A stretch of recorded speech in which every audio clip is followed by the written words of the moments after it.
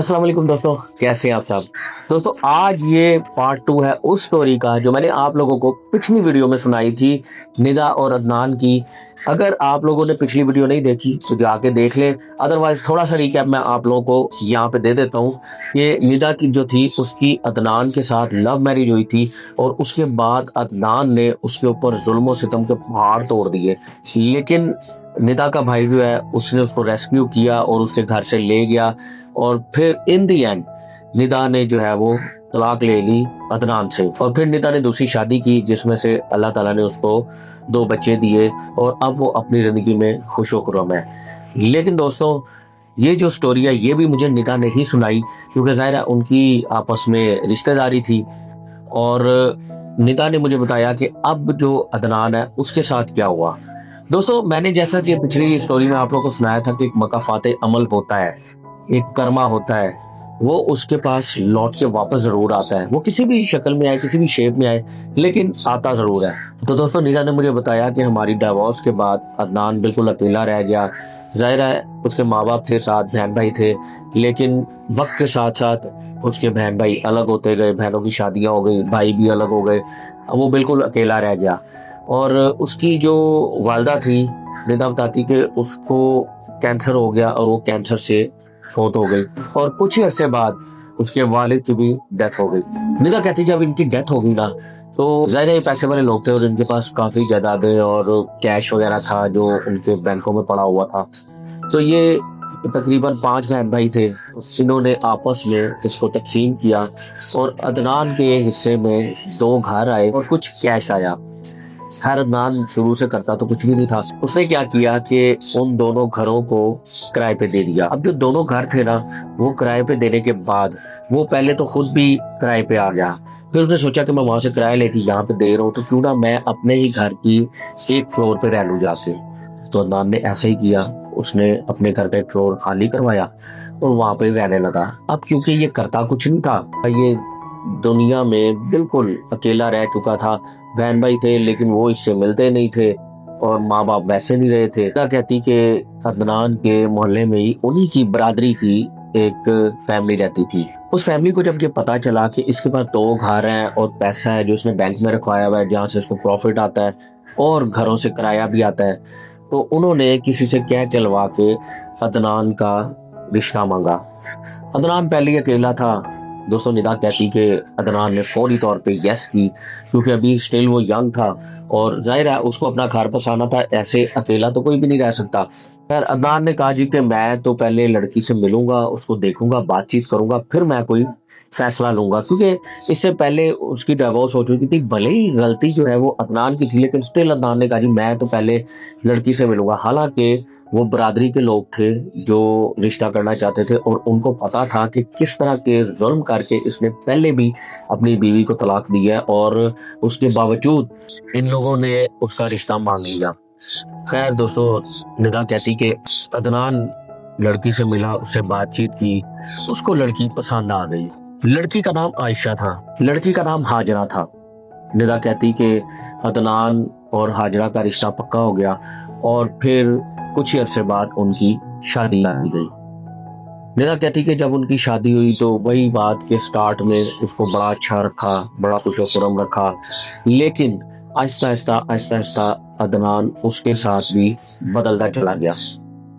निदा कहती कि स्टार्टिंग पे उसको वो घुमाने फिराने भी लेके जाता था। अदनान ने गाड़ी नहीं रखी हुई थी, उसके पास बाइक थी और बाइक पे उसको घुमाने फिराने लेके जाता था। कभी कभार होटलिंग भी करा देता था, आइसक्रीम वगैरह खिला देता था। तो हाजरा जो थी उसके माँ बाप बहुत खुश थे कि चलो हमारी बेटी भी खुश है। तो फिर उनके जहन में ख्याल आया कि शायद इसके बारे में जो बातें की हुई है वो बिल्कुल ही गलत है, बिल्कुल ही नरम है। क्योंकि बहुत सारे लोग ऐसे हैं जो जब एक लड़का लड़की की डिवोर्स हो जाती है ना, तो लड़के वाले कहते हैं कि लड़की का कसूर था और लड़की वाले कहते हैं कि लड़के का कसूर था। तो उन्होंने सोचा कि हो सकता है ऐसा ही हो। दोस्तों निदा कहती कि तकरीबन 1 से 1.5 साल के बाद अल्लाह ने अदनान और हाजरा को एक बड़ी खूबसूरत बेटी दी। अल्लाह की रहमत हो गई। तब तक भी अदनान ठीक था। उसके कुछ ही अरसे बाद अदनान का जो अंदर का जानवर है वो जागना शुरू हो गया। पहले तो वो खुश था, आहिस्ता आहिस्ता वो हाजरा को ताने देने लगा कि तुमने लड़की पैदा की है, तुम्हें लड़का पैदा करना चाहिए था, मुझे तो लड़का चाहिए था। अब ये दोस्तों बातें होती है अनपढ़ जाहिलों वाली। ये जो अनपढ़ जाहिल किस्म के लोग होते हैं ना, वो इस तरह की बातें करते हैं तो मुझे लड़का चाहिए, मुझे लड़की नहीं चाहिए। निदा कहती है, हाजरा ने आगे से उससे कहा कि भाई ये मेरे पास में तो नहीं है, मैं क्या कर सकती हूँ, मैं तो सिर्फ पैदा ही कर सकती हूँ ना, इससे ज्यादा तो मेरे पास में नहीं है, ये तो कुदरत का काम है। दोस्तों निदा कहती है अदनान ने उसके ऊपर ना तशद्दुद शुरू कर दिया, करता मारता पीटता इस तरह की हरकतें निदा के साथ उसने शुरू कर दी। और फिर वही बात जो मैंने आप लोगों को पिछली वीडियो में बताई थी कि हज़रत अली रज़ियल्लाहु ताला अन्हु को कॉल है कि कुफर का निज़ाम चल जाएगा लेकिन जुल्म का निज़ाम नहीं चलेगा। ये जुल्म कैसे है कि ना एक दिन हाजरा की बर्दाश्त जो है वो खत्म हो गई। दोस्तों निदा कहती कि हाजरा ने अपनी माँ से बात की और उसकी माँ ने कहा कि भाई तुम हमारे घर आ जाओ। निदा ने अपना सामान पैक किया और चली गई। उसके बाद कुछ अर्सा जब गुजरा तो वही चीज जो मैंने पहले आप लोगों को बताई थी पिछली वीडियो में कि अदनान ने जो है जाके निदा से और उसके माँ बाप से माफिया मांगनी शुरू कर दी। दोस्तों निदा कहती कि जब उसने माफिया मांगी तो इनका दिल एक दफा पचीज गया, लेकिन जिस तरह का जुल्म हुआ था और ज़ाहिर वो हाजरा के साथ हुआ था, तो हाजरा ने तो सीधा कह दिया कि भाई मैं नहीं जाऊंगी, जो मर्जी हो जाए। लेकिन फिर घर वालों के समझाने बुझाने पे उन्होंने कहा देखो एक दफा हो गया, ज़ाहिर उसका घर है, उसकी बेटी है, अब वो समझ गया होगा, जो दामाद हमारे पास खुद चल के आ गया है तो इतनी तो हमें रखी पाई करनी चाहिए, तो चलो तुम चले जाओ। निदा कहती कि हाजरा मान गई। ज़ाहिर है हाजरा का भी घर था और हाजरा को अपना घर बसाना था। हाजरा ने भी यही सोचा कि अब शायद सारा कुछ ठीक हो जाएगा। तो दोस्तों निदा कहती हाजरा ने अपना सामान पैक किया और उसने अदनान से बात की। उसने कहा जी कि अब ये लास्ट टाइम है, अगर अब तुमने ऐसी कोई हरकत की तो उसके बाद मैं वापस नहीं आऊंगी। निदा कहती कि अदनान मान गया। अदनान ने कहा जी कि नहीं, मुझे तुम माफी दे दो, मैं आज के बाद तुम पे ना शाउट करूंगा, ना तुम्हें टच करूंगा, कुछ भी नहीं करूंगा। खैर हाजरा जो है वो आ गई और इसी तरह से उनका फिर से सिलसिला चलने लगा, खुश होकर हम रहने लगे। लेकिन फिर वही बात कि कुत्ते की तुम कभी जिद्दी तो नहीं होती। दोस्तों निदा कहती कि तकरीबन उसके 1 साल के बाद अल्लाह ने एक और बेटी दे दी, अब हो गई 2 बेटियां। और फिर से अदनान ने वही हरकतें शुरू कर दी कि जी मुझे बेटी नहीं चाहिए थी, मुझे बेटा चाहिए था। तो हाजरा ने उसको कहा कि भाई ये मैंने तुम्हें पहले भी बताया था कि ये मेरे बस में नहीं है, तुम क्यों मुझे बार बार ये बात करते हो। लेकिन अदनान बाजिद था, उसने कहा जी मुझे बेटा ही चाहिए। दोस्तों निदा कहती कि उन दोनों में फिर से लड़ाई शुरू हो गई और फिर से अदनान ने उसको गालम गलौज करने शुरू कर दी, उसकी कुटैश शुरू कर दी। निदा कहती कि हाजरा जो थी वो फिर से बर्दाश्त करने लग गई कि चलो ठीक है, बेटी हुई है, जाहिल इंसान है, थोड़ी देर इसको गुस्सा रहेगा फिर ठीक हो जाएगा। लेकिन निदा कहती उसका दिन ब दिन उसका जुल्म बढ़ता ही जा रहा था, बढ़ता ही जा रहा था। और फिर निदा कहती कि जब मेरी हाजरा से बात हुई, क्योंकि बरादरी की थी, उसने मुझे सेम चीज बताई कि ये बंदा मेरे हाथ पैर बांध के मारता था और ये साइको था।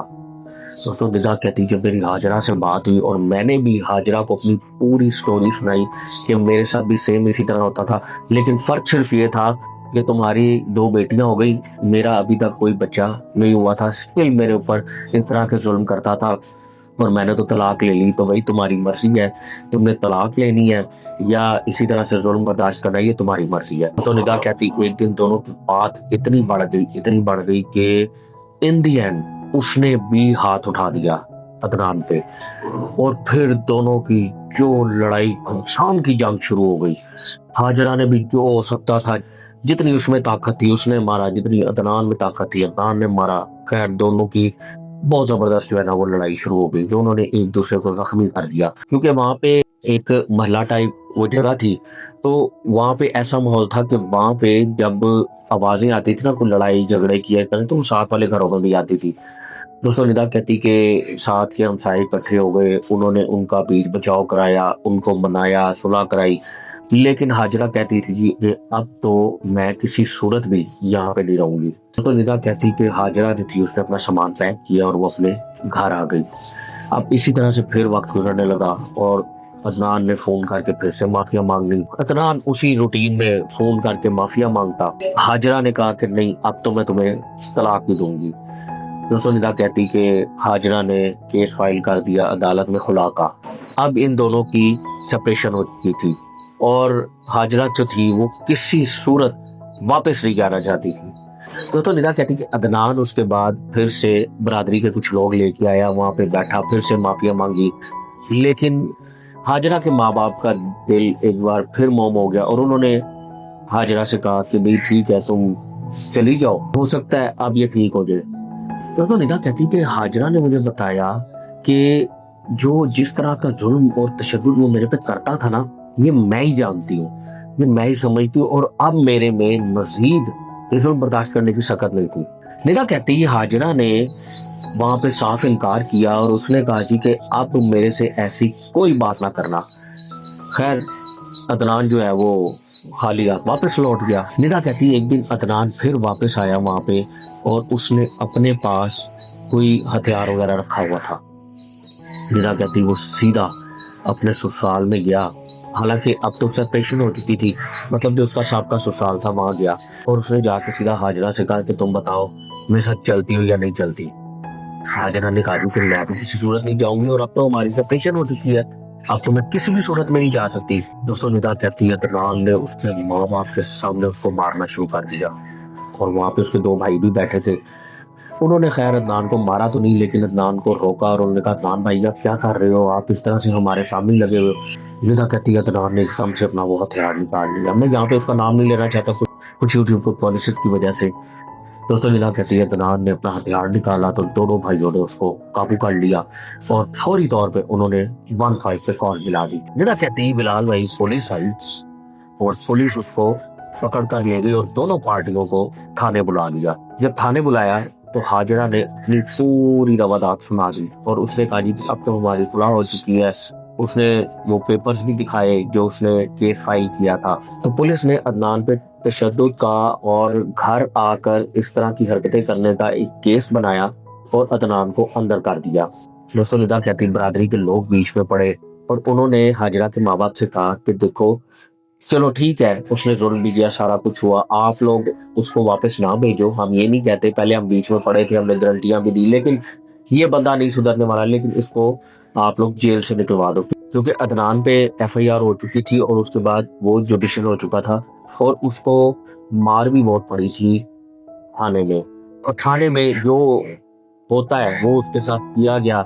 निदा कहती है कि जब बरादरी के लोग आए और उन्होंने हाजरा के माँ बाप से रिक्वेस्ट की तो उसके माँ बाप क्योंकि शरीफ लोग थे और उन्होंने ये भी बताया कि देखो ये पीछे 2 साल जो है वो जेल काट के आया है, तो ये ज्यादा देर तो अंदर नहीं रहेगा, अगर ये बाहर आ गया तो जाएगा तुम लोगों से दुश्मनी हो जाएगी और ये कुछ नहीं कर सकता है। दोस्तों निदा कहती है हाजरा के माँ बाप डर गए और उन्होंने कहा कि ठीक है हम इसको निकलवा देते हैं।